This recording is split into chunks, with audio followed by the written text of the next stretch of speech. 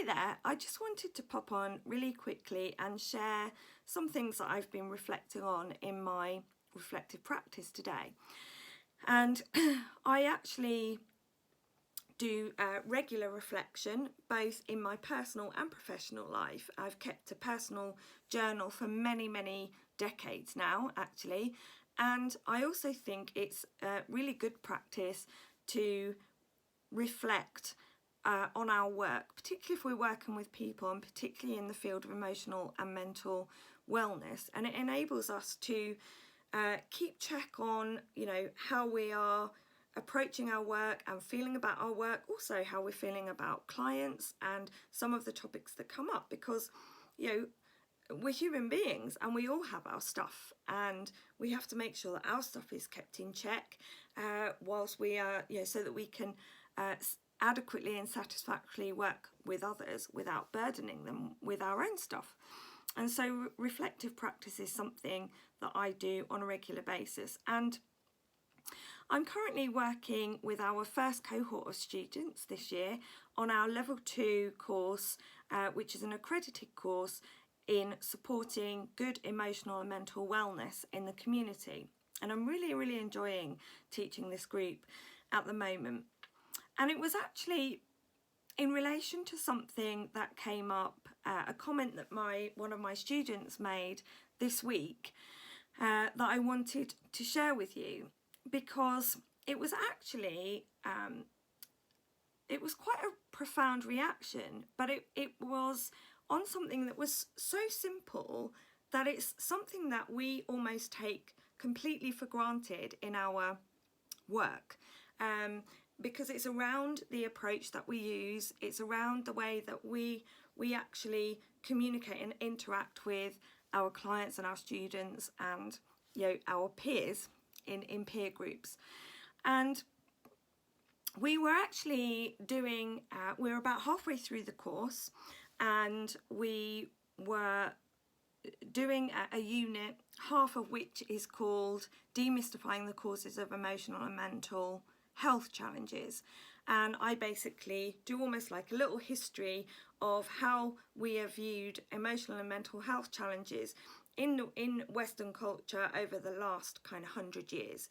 So I take into account a lot of the research that's you know, up-to-date research brings us to this point in history in the current day, and I elucidate where we're up to with that research in terms of what we know about the causes of emotional and mental ill health. And, you know, I'm quite familiar with the fact that still, after, you know, 30 or so years of evidence, people are still really surprised when I say that there is no evidence to support a chemical imbalance, there's no evidence to support a biological cause, and there's no evidence to support genetic causes of mental and emotional ill health. It's never been proven.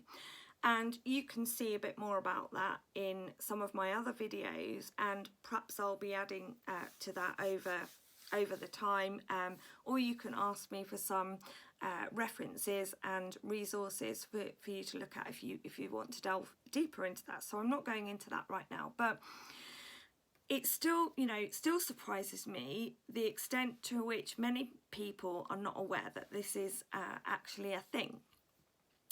Because for example, the chemical imbalance theory of mental health challenges has been so prolific and so well promoted that, you know, it's the process of re-educating about what the actual evidence tells us has been quite difficult in some situations.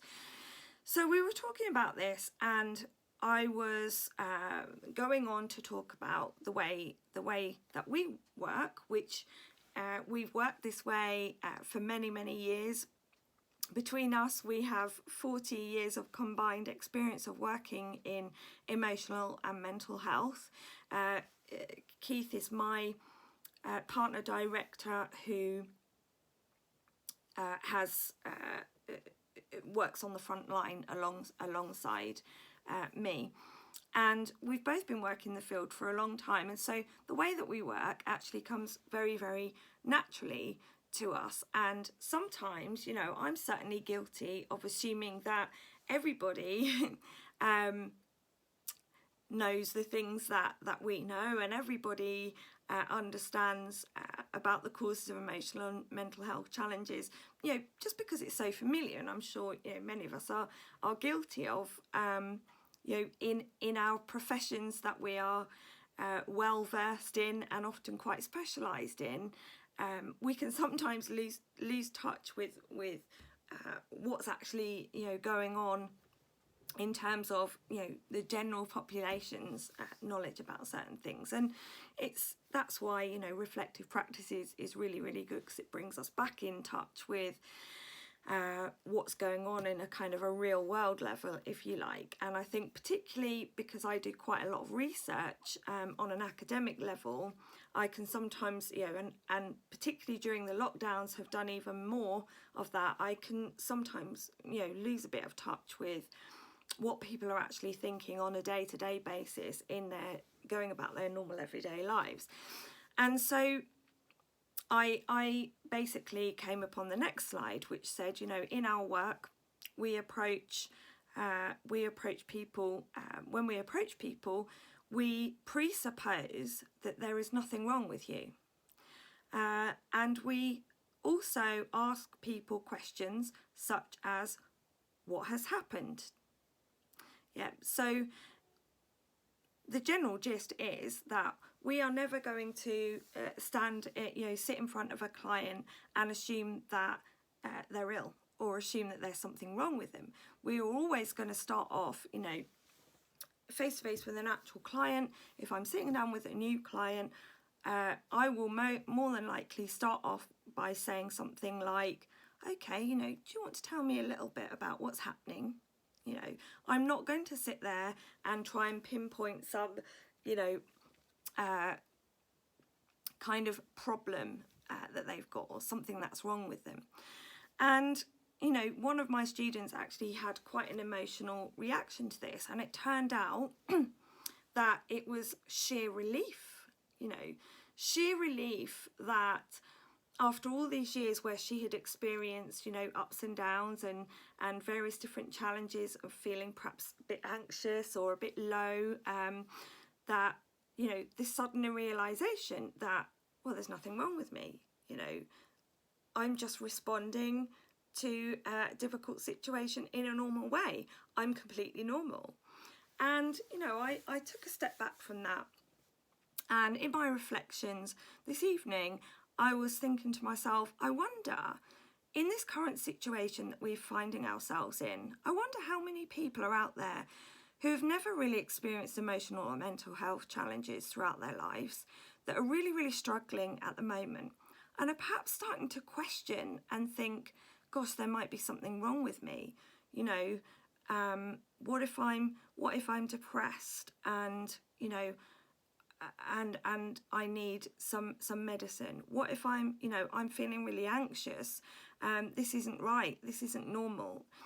Now, when we are talking about trauma and the general approach that, you know, many practitioners use these days is something called trauma-informed care. And when we're working from that perspective, our assumption is that, and this is kind of sometimes one definition of trauma, and I will talk about some other definitions of trauma over the weeks to come. One definition of trauma is that it's a normal reaction to an abnormal situation.